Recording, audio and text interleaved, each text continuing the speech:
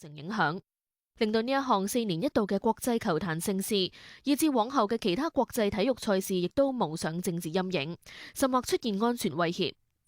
伊朗女足國家隊嘅部分球員喺首場賽事演奏伊朗國歌嘅時候冇跟唱，被伊朗國營媒體狠批為恥辱乃至叛國。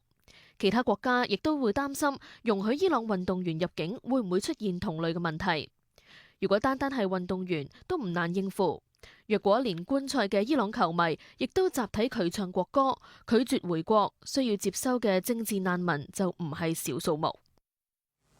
天氣方面，預測朝早部分時間多雲，日間天晴乾燥，市區最高氣溫約24度，新界再高2-3度，吹和緩至清勁偏東風。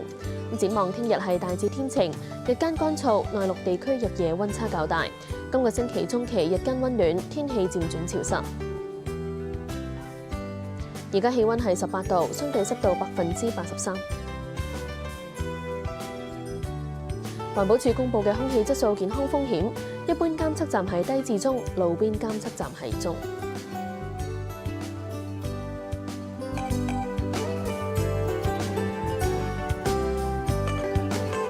休息一陣，轉頭有下一節新聞。